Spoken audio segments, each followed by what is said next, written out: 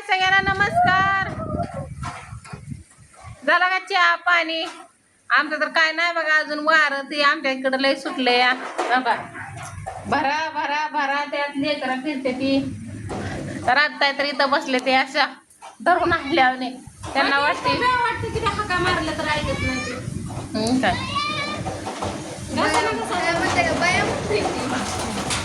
त्यालाच वारं सुटलंय. काय करावं काय नाही तीच कळ नाही. आमचं तर शेडला माग हे आहे झाड आहे त्यामुळे त्याला भीती वाटते. इथलं काला इथं बसा म्हणलं तर तिकडे उजळत गेलं. जाऊ द्या मरू द्या तिकडं. जेवढी काळजी करून तेवढं ताप देते. ताप देते. काळजी करून तेवढं ताप देते. हा तो कुत्र वरडल्याने वरडते ती आज. तर त्याच्यामुळं भीती वाटते. मग रात्रीला लगेच काळजी आमची. या इकडं बसा वारं सुटलं या तसं. तर काल आम्ही तिकडे गेल्यावर तिकडे 4 वाजता पाऊस झाला तर एक माणसाचा तर जीवच गेला वाटतं. गेला की त्या डेअरीवर कवर पण टाकला नाना टाकला ना काय नाता नानानं कवर कोणता त्यांनी टाकलं. त्यांच्याकडे काय आहे औषध काय काय माहिती नाता नानानं टाकलं. मग त्यांनीच म्हणते की दुसरं कोण टाकायला नको ना. बापाला तर टाकला उन्हात 2 वर्ष आलं की त्याला 2 चांबडा आणून खाल्लं का मग तुम्ही नसलं. तर वारं झालं बघा शांत. मला जरा थोडंसं तुमचं आता जरा थोडंसं बोलावं नंतर नव्हती हिडीव करणार. पण काय अहो माणूस कसं असतं की मोकळं त्याला फिरू वाटत नसतं. 30 पैसे घालवून आणि त्याला वाटत नाही की बाबा आता 1000 रुपये तर माझं तर सहज गेलं बरं का. तेवढ्यात मी धान्य आणलं असतं घरात. माझ्या लेकरानं खाल्लं असतं, नवऱ्यानं खाल्लं असतं, मी खाल्लं असतं. आणि ती पण उसणं पासणं करून मी गेलती. कारण का मला लयच गरज आहे पैशाची. आणि माझ्या घरात तुम्हाला आता वार शांत झालं असतं तर तुम्हाला दाखवलं असतं. पण तिकडं भीती आहे जरा. कारण का तिकडं घरामागं झाड ते आहे. माझ्या घरात काय आहे काय नाही. झाड उपसून पडली जणू वाऱ्यात. आणि शेलगावचा खांब पण पडला लाईट नाही.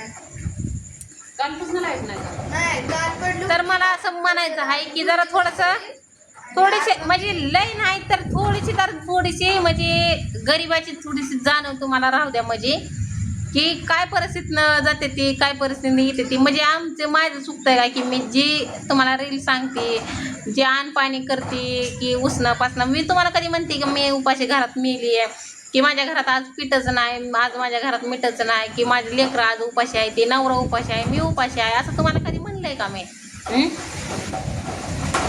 म्हणलं तरी त्यांना काय करायचंय ना. आणि ते अजून म्हणतात तुला झालं बा काय ह्याचं दार त्याचं दार राधिक सारखे ढवळ्यापाशी पवळा गेला काय तर ह्याचं दार त्याचं दार आणि 4 कुत्री असं काहीतरी म्हणलं मार. पण मी सांगते की तुमच्या तर दारात मी भीक मागायला आलं नव्हतं की माझं लयच बंद पडलंय मला देता काय म्हणून. जरा थोडासा विचार करा की. परत ती दुसरी कमेंट पण नका हातात मोबाईल धरला का मुंग्या. कारण का हात सुजलेला तर राहीच. तर मोबाईल घ्यायला सुद्धा हातात ये नाही. मी काय तुमच्या दारात मी भीक मागायला आली नव्हती की बाबा मला द्याच भीक. माझं लयच बंद पडलंय. असं तर तुमच्या दारात नव्हती ना आलं की तुम्हाला एवढा त्रास झाला. का मला ये जायला पैसे तुम्ही दिले नव्हतं. म्हणजे मी काय असेल ती रील दाखवते ना तुम्हाला. माझं मी कुठं धडपड करते कुठं नाही की तुम्ही बघतायच की. आणि घरात बसलं तरी तुम्ही काय म्हणता की काय नुसतं हिडिओच करते या काम धंदा तरी बघा. आता मी म्हटलं का नाही मला 1 दिवस काम लागलं होतं. 1 दिवस मी कामाला गेली परत बंद पडलं माझं काम. मग परत आता ज्याचं काय म्हणते की ज्याचं पोट दुखतं तीच वावा मागतं. तसं माझं तसं आहे की मला तर घरी आला मला तर घरी आलं की सनी आणि रत्ताय कशा आहेत की माझ्यासाठी तडफड करतात. त्यांचं काय एवढंही नाही.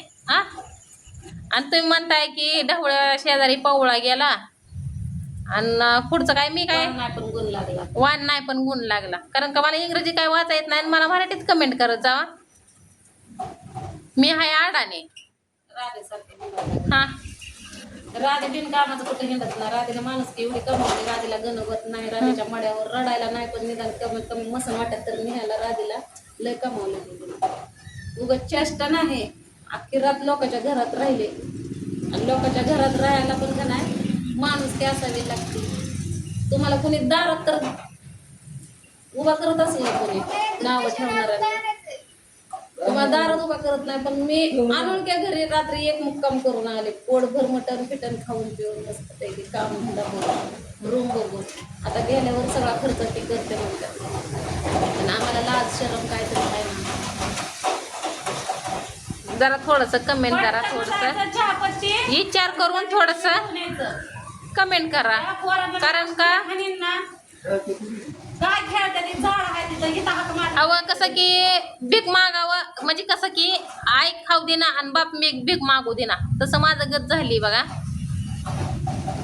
तिकडं आड तर तिकडं हिर. कसा ना कसा गेला बाई. जाऊ दे ज्याची त्याच्या जीवाची जनता काळजी नाही काय येते. मेलं तर मस्त वाटत निघाला येईल पण हे असं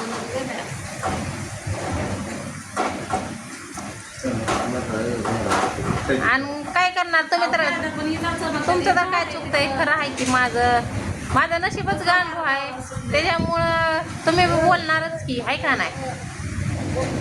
आणि मी रात्री पण सांगितलंय की किती बेगन होत असले कितीतरी काय असलं का नाही कुणी सुद्धा म्हणजे पळीभर आमटी देत नाही. कोणच नाही देत. आणि गरीबाचा तर कोणच वाली नसतंय. मोठ्याचं सगळ्याची वाली असते ती पण गरीबाचं कुणी वाली नसतंय. त्याच्यामुळे जरा थोडीशी दया केली त्याचा आधार घ्यायला गेले की म्हणजे ढवळ्यापाशी पवळा गेला आणि काय झालं. त्याच्यामुळं मला वाटतं जरा थोडेसे मनाला लागायसारखं असं कमेंट करू नका. जगताय तरी म्हणजे माझ्या बिहातनं काय तर थोडंसं 4 पैसे मिळतील. मला तर कुठं तर आधार मिळालं. मला तर फिर वाटतंय का माझं लेकरू घेऊन माझी पोरगी आज लग्नाला आली आहे. 10वीचं वर्ष आहे तिचं. आपल्याला नाही महागानं पुढं आधार कोणाचा.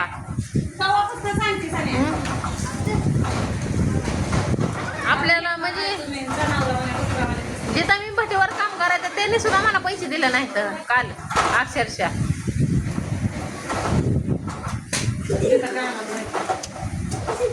घसा एवढा दुखतोय सगळ्या मी चूक करते का तुमच्या पुढं करून तुमच्या जीवाची काळजी करून कर किती का माझा घसा दुखायला लागलाय.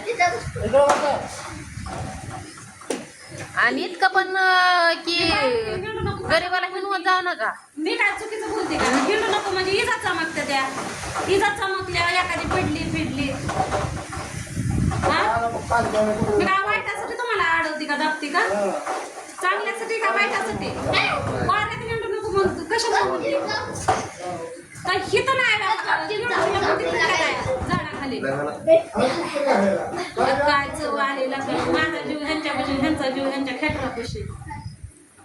आणि असं बी नाही की मी तुम्हाला भीक मागितलंय. कष्टात आहे ती तेवढं कष्टातच बोलते ना मी आणि बघते ना. त्या एका ताईनं मला म्हणजे ह्यांना त्यांना भाव मानलाय त्यामुळं म्हणजे मी एकच फोन केला त्यांना तर त्यांनी मला 500 रुपये काल दिलं. त्याच्यावर मी आता इथं आली. आवाज जळतं का नाही त्यालाच कळतं.